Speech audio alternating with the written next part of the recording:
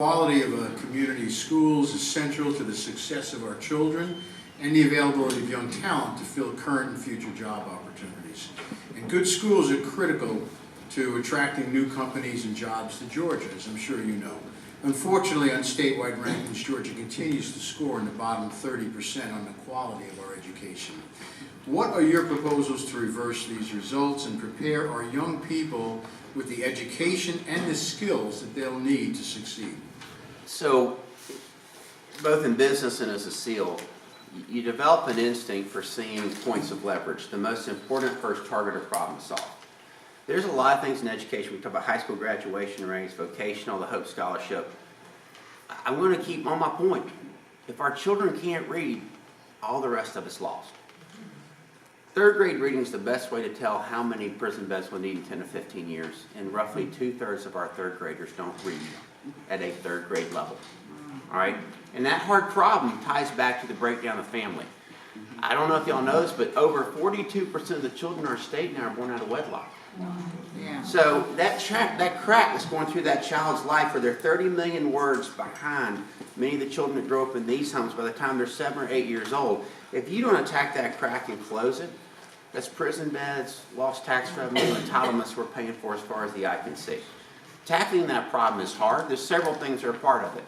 We need more innovation in education. Part of that comes from private-based innovation in education. We need to have an education system, and we can with advances in technology that's more customized.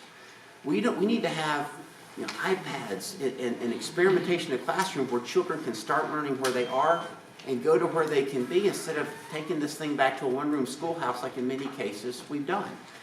1 out of 5 of our children in Georgia, roughly, have got some form of dyslexia. But roughly 1 out of 50 of our schools provide any sort of support for that.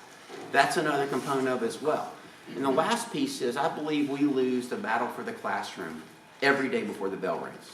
Because if you go back to that 40% of children being born out of wedlock, too many children come in that classroom with an empty stomach, without the discipline, the focus that we'd all like to assume that they should have, and they don't. So I think that we've got to bolster our preschool programs, our after-school programs, where they focus on private programs with a track record for success in that.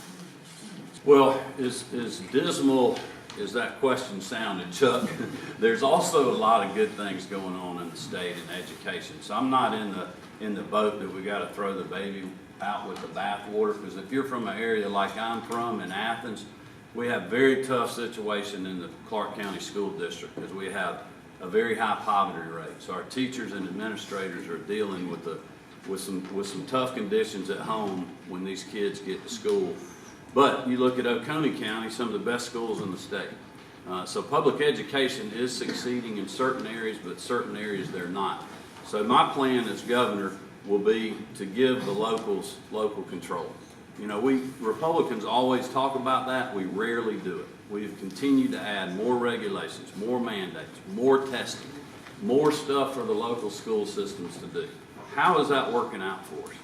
Not so well in a lot of areas. So I'm going to trust the parents in the local community, the local school boards, and work with them to cut out regulations and free their hands where they can simply teach our children. We always complain about federal mandates at the federal level on education, and then we do the same thing from the state. So I'm going to work with education leaders to cut the red tape and to streamline the process and free them up. But also think we've got to work on innovation. There are areas of this state that kids cannot go home and do their homework on the internet. So part of our plan is to make sure that we provide an environment where we can run high-speed internet to all parts of our state, where we have those educational opportunities and be able to fully use technology, things like virtual classrooms, virtual education, really where we could have the best teacher in the state teaching the most needy kids no matter what their zip code. Well, it's abandoning this one-size-fits-all model. It's abandoning the idea of a top-down style of management. I've been a business owner for 32 years, both small and large, and I can tell you that the way I tried to manage every business that I had was towards the outcomes that I was seeking to achieve. And the charter system, which is another educational initiative that I passed, really does allow for a blank slate to exist for the entire school system.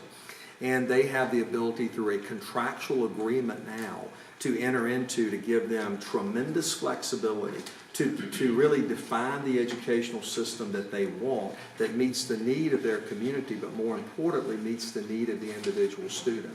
And within that flexibility and in that contract, the only thing that we require is greater accountability measures.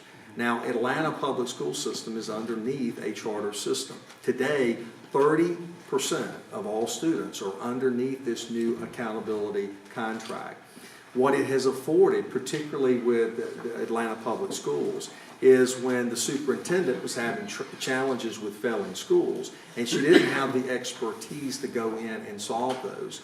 What she did, and which I strongly encouraged, is go out and find a third-party operator to come in with the expertise to do exactly what the school needs. And that's what she did. And so as a result of this flexibility, we have seen every single charter system in our state exceed all state averages. So it is a model that has demonstrated great results. We have seen increase in graduation rates along with third grade reading. Every metric that we want to see as a proficient, improving public educational system, we've done that. But also we implemented a chief turnaround officers to come in and help failing schools. And I can go into that a little bit later after I get to another 2 minutes.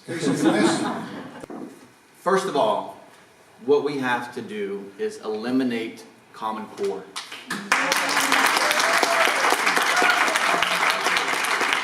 We have got to get that out of our school systems. And make no mistake, you might hear other politicians say we don't have Common Core.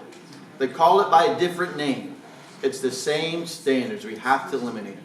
Secondly, the number one most important success factor for the education of a student is the involvement of the parents. We are not encouraging and basically requiring our parents to be involved in the education of their children. I was so frustrated one day. My son got in trouble. Called me into the office. They told me what happened. I was there getting on to my son. Why'd you do this? Another parent was getting on to the teacher and the administration for allowing it to happen. What would have happened if that teacher, that administrator would have gone off on that parent and told me, no, it's your child, it's your responsibility to educate your children and teach them manners? She could have been fired. We have got to put the onus on the parent to require them to be involved in the education of their children. One of the things I want to do to help encourage that is here in Georgia, the governor appoints every single member of the state school board. We elect the superintendent, but the governor appoints the school board members. We need to make it so that the parents have a say. They vote on who those school board members are, so that we can have, again, more say in the education of their children.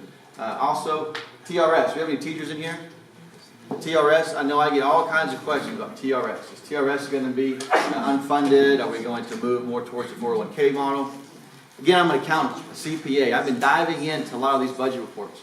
And what I found is that Georgia, we have about $85 billion of assets under management.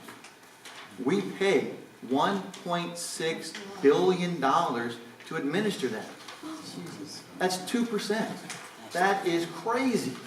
We can reduce that cost and put that back in the retirement system to make sure that that retirement system is there for all our people. Because it's a big part of my economic development plan, but education, just focusing on it, we have so many burdensome rules and regulations on our teachers in the K-12 environment, they can't teach. We have burdensome rules on our principals, they can't lead. We've taken away all the foundational expectations, candidly, from the Judeo-Christian values that our community has thrived upon, and so the discipline standards are unclear. That's why I believe if we put the power back with the parents, whether they were Jewish or Christian, or even if they're not as strong in their faith, they still want their kids to have discipline. And so that's why many people that have resources are choosing to send their kids to private schools that have that foundation of faith, whether it's the Judeo values or the Christian values. We need to empower families to have that again, and that's why I want to elevate public K-12 education by empowering the families to have more choices and options. And I think that long term, that disruption will elevate what's going on in K-12. You think about this. The rules and regulations that govern K-12 is this thick. It's called Title 20 in the state code.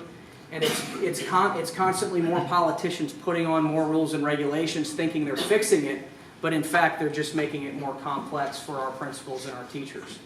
I think deregulating that will happen organically when you empower parents with the resources to have more choices and options. And so that's really my plan for K-12.